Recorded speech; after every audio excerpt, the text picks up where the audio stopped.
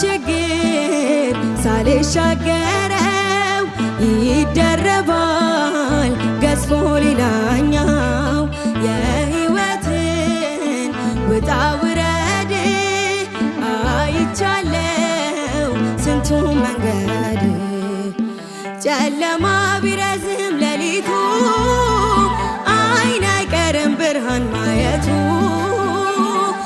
ሩቅ የመሰለው ይቀርባል ሰላም ወደ ቤት ይገባል የተሻለ ነገር